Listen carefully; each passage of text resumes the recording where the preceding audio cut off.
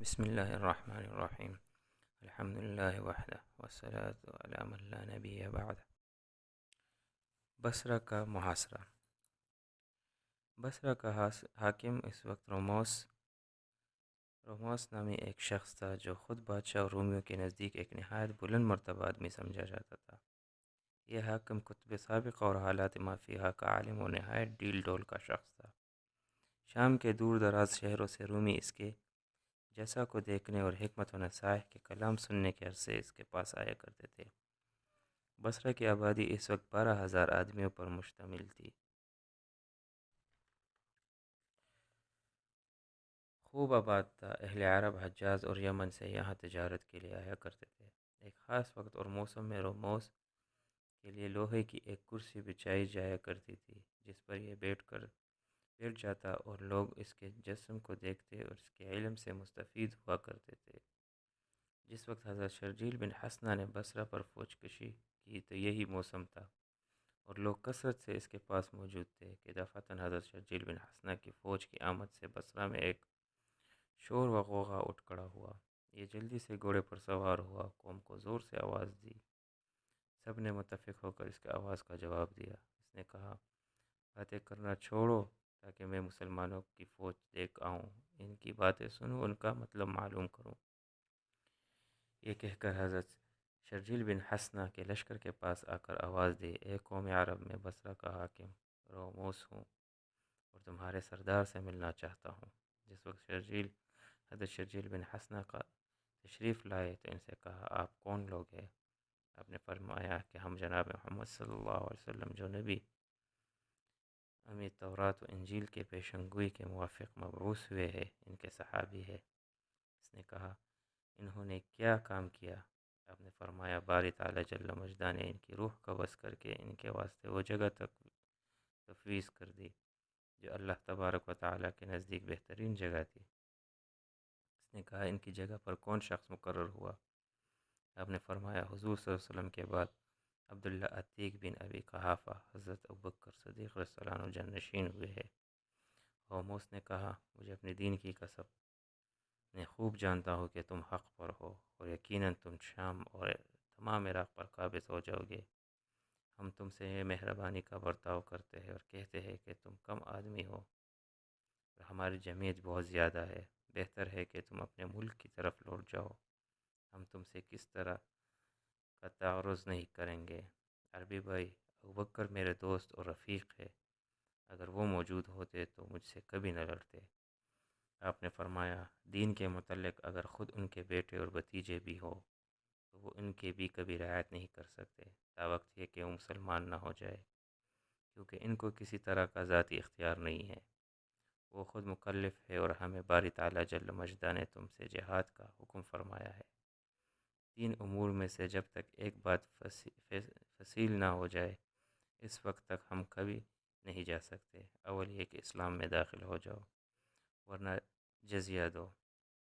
ان میں سے ایک بات بھی منظور نہ ہو تو پھر لڑائی کے لیے تیار ہو جاؤ۔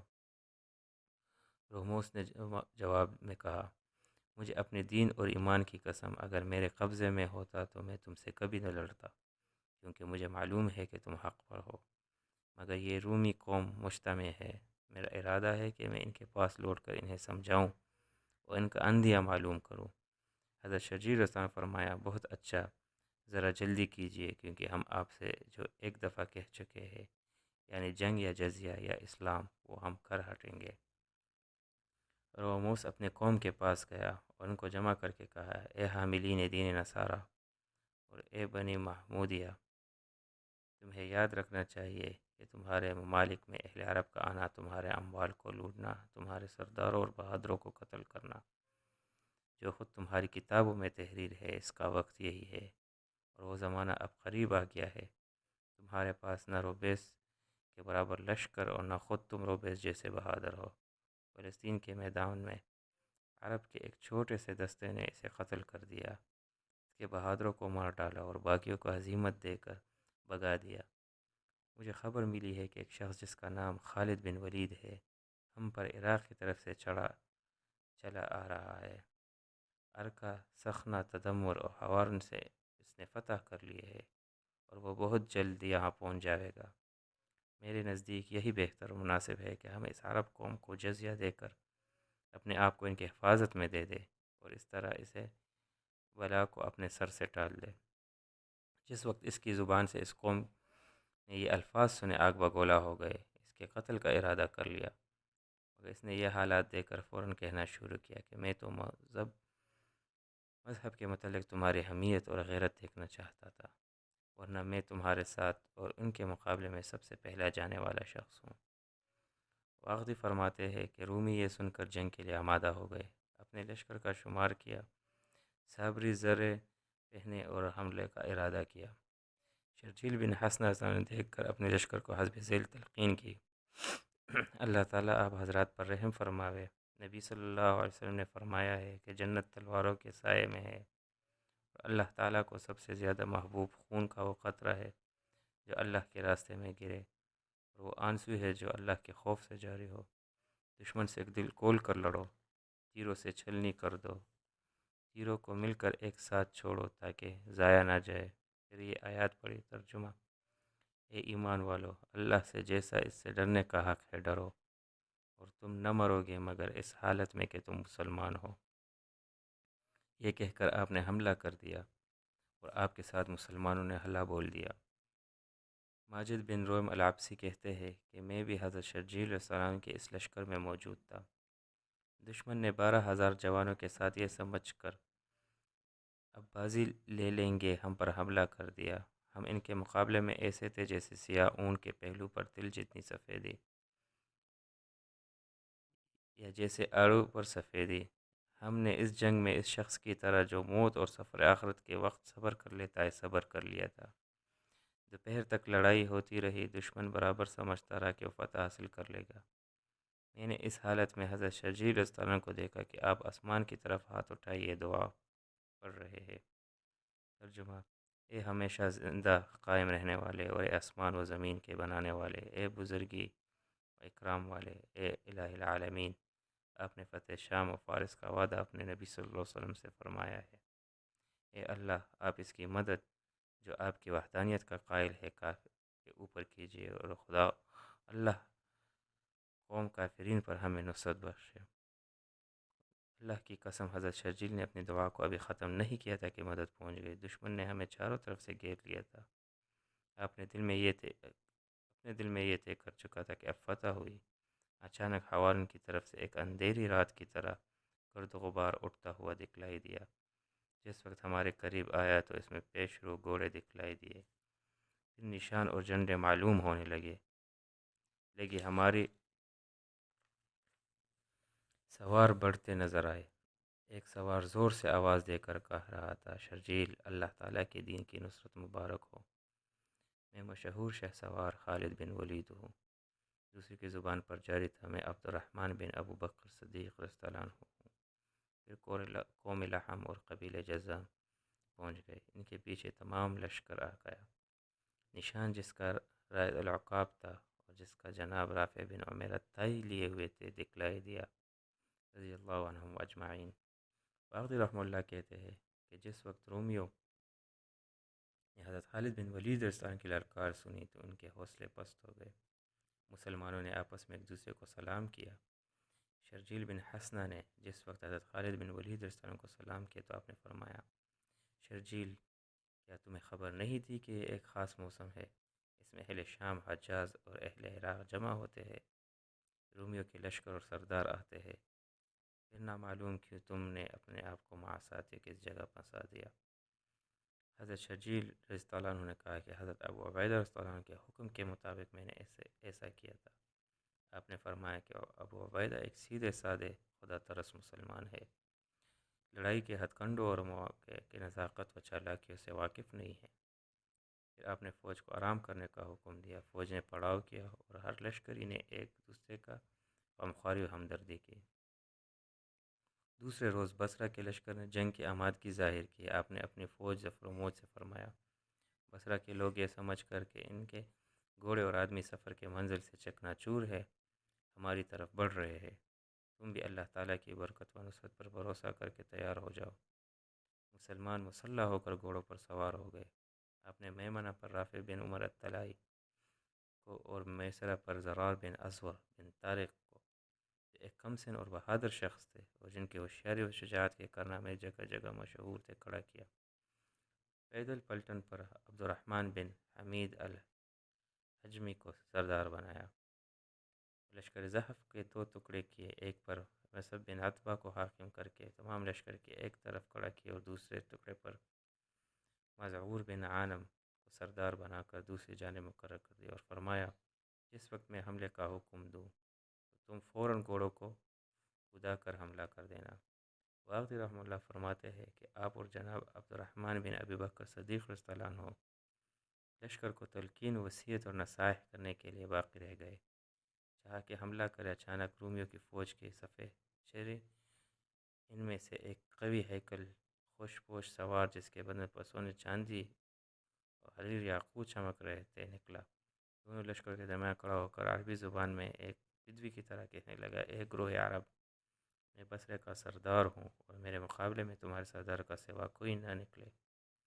حضرت خالد رضی اللہ عنہ تشریف لے گئے۔ اس نے کہا، کیا آپ سردار ہیں؟ آپ نے فرمایا، ہاں، مسلمان میرے متعلق ایسا ہی سمجھتے ہیں اور یہ میری سرداری اور امارت اس وقت تک ہے جب تک میں اللہ تعالیٰ کے اطاعت پر قائم ہوں۔ اگر میں باری تعالیٰ کی آج نافرمانی کر جاؤں تو پھر ان پر میری امارت بالکل نہیں رہ سکتی۔ روموس نے کہا، میں شاہان روم میں ایک بادشاہ اور اقلائے روم میں ایک عقلمند شخص ہوں۔ حق کسی صاحب بصیرت اہل علم پر مخفی نہیں رہ سکتا۔ میں کتب سابقہ اور اخبار مافیہا میں پڑھا اور علم ملحمہ میں دیکھا ہے کہ اللہ تبارک و تعالیٰ ایک نبی قریش ہاشمی جن کا نام محمد صلی اللہ علیہ وسلم ہوگا مبعوث کریں گے۔ آپ نے فرمایا کہ وہ ہمارے نبی کریم صلی اللہ علیہ وسلم ہے۔ نے کہا، کیا ان پر کوئی کتاب بھی نازل ہوئی؟ آپ نے فرمایا، ہاں، اس کتاب کا نام قرآن شریف ہے۔ اس نے پوچھا، کیا تمہارے اوپر شراب حرام کر دی گئی؟ آپ نے فرمایا، ہاں، جو شخص شراب پیے گا ہم اس پر حد جاری کرتے ہیں، اور جو زنا کا مرتکب ہو اس کو درے مارتے ہیں، اگر زانی شادی شدہ ہو تو سنسار کر دیتے ہیں۔ اس نے دریافت کیا، کیا تمہارے اوپر 5 نمازیں فرض کی گئی؟ آپ نے کہا، ہاں، دن رات میں 5 نمازیں فرض ہے۔ اس نے کہا، کیا تم حج کرتے ہو؟ آپ نے فرمایا، ہاں۔ آپ پر جہاد فرض ہوا؟ آپ نے فرمایا، اگر جہاد فرض نہ ہوتا تو تمہارے سے آ کر کیوں لڑتے؟ اس نے کہا، میں اچھی طرح جانتا ہوں کہ آپ لوگ حق پر ہے۔ میں آپ حضرات سے محبت رکھتا ہوں۔ میں نے اپنی قوم کو آپ سے ڈرایا تھا تاکہ آپ سے محفوظ رہے، مگر اس نے انکار کر دیا۔ میں قوم سے بہت ڈرتا ہوں۔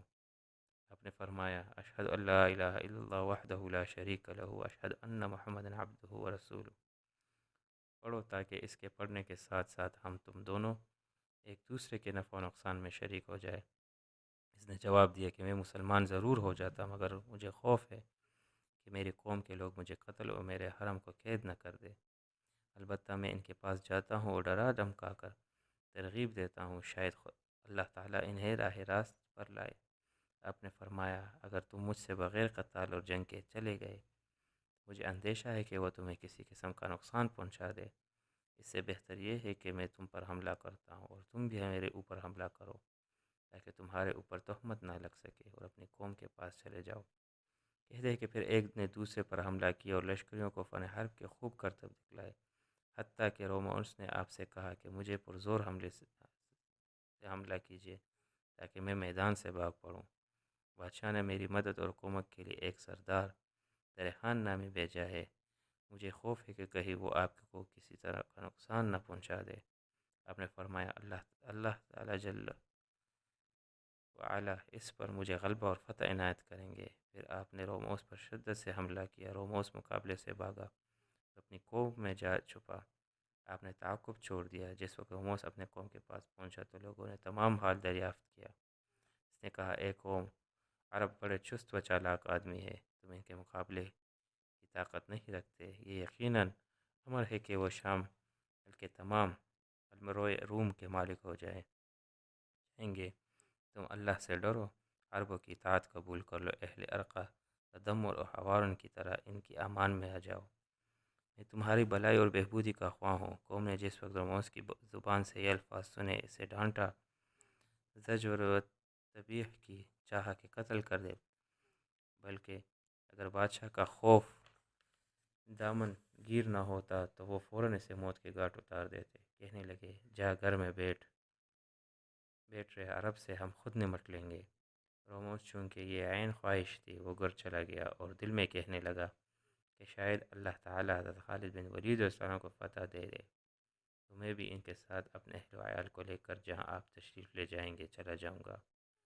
اہل بصرہ نے روموس کے چلے جانے کے بعد ریحان کو اپنا حاکم مقرر کیا اور کہا جس وقت ہم مسلمانوں کی لڑائی سے فارغ ہو جائیں گے تو تمہارے ساتھ بادشاہ کی خدمت میں چل کر روموس کی معزولی اور تمہاری تقرری کے متعلق عرض کریں گے، کیونکہ تم روموس کی نسبت زیادہ بہادر اور عقل مند ہو۔